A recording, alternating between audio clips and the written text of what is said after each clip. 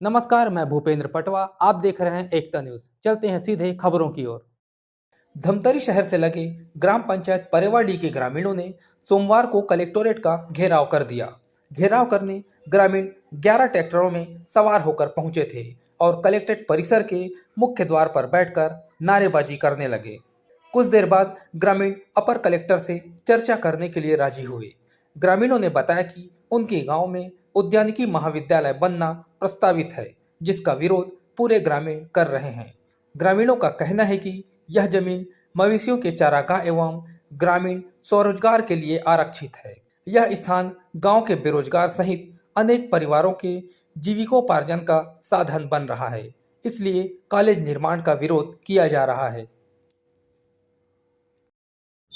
भैया आपके परिचय बताओ। मैं बैसाखूराम साहू, जी। ग्राम पंचायत परेवाडी।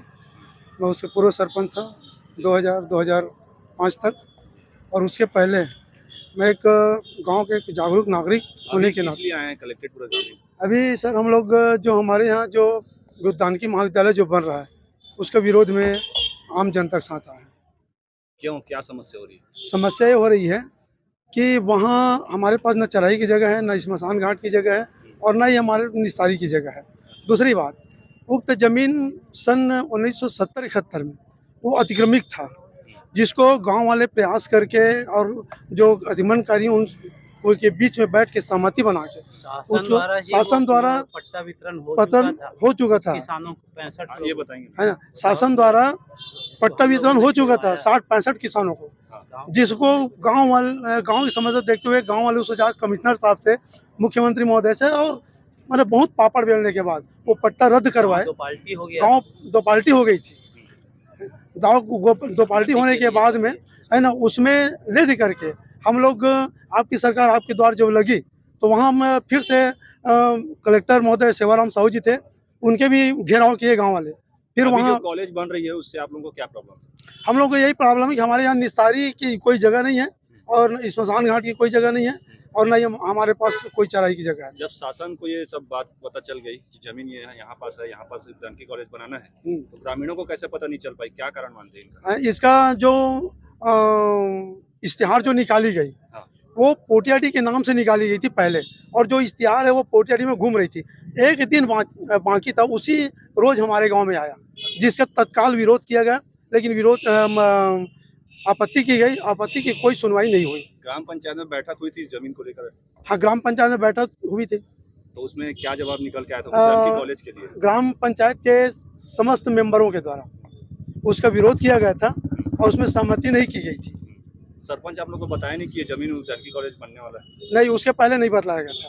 अच्छा, अभी अंदर मिल के आ रहे हैं, क्या चर्चा? अभी अंदर मिल के आ रहे हैं, तो अभी महोदय, कलेक्टर महोदय जी बोले, अपर कलेक्टर महोदय जी, कि उस गांव में जब चराई की जगह नहीं है, स्मशान घाट नहीं है, तो मैं एक बार तहकीकात कराऊंगा, मैं एक बार जांच कराऊंगा, उसके बाद लगता है कि वहाँ जगह नहीं है तो उसको कैंसिल करेंगे, यही बोला है। क्या बताएंगे? मैं शिवदयाल साहब हूँ। आपके गांव में उद्यानिकी कॉलेज बनने वाला है, उससे पहले ग्रामीणों को बताया जाता है, सरपंच भी जानकारी देते हैं ग्रामीण को। ग्रामीण क्या कारण मानते हैं जो जानकारी नहीं दे पाया?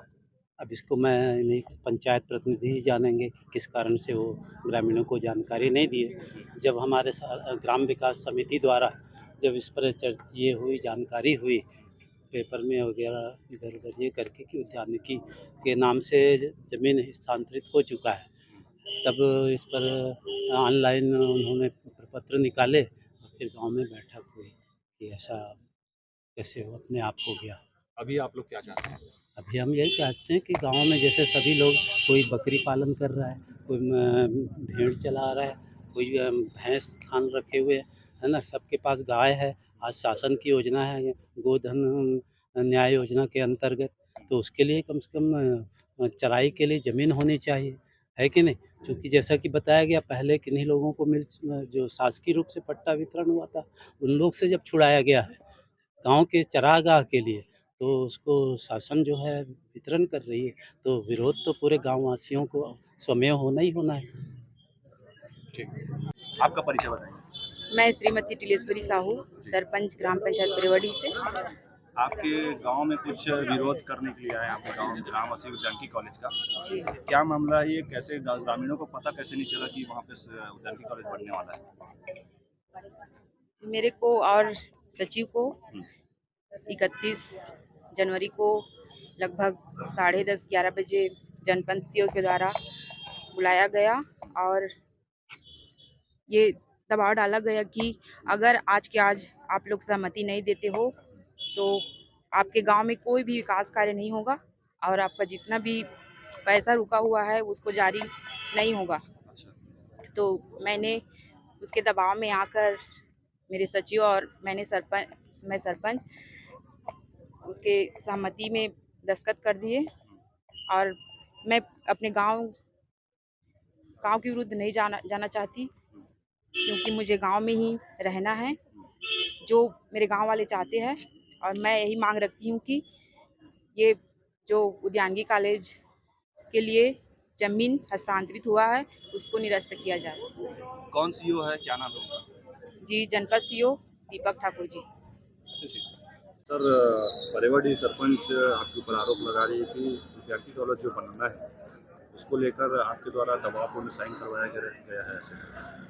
नहीं, आरोप के संबंध में तो मुझे जानकारी नहीं है। पंचायत के लोग आए हुए थे, सरपंच सारे लोग आए हुए थे। मैंने जानकी महाविद्यालय के संबंध में उनके कुछ प्रश्न थे और मेरे द्वारा समझाया भी गया था क्या नुकसान है, क्या फ़ायदे हैं उसके संबंध में।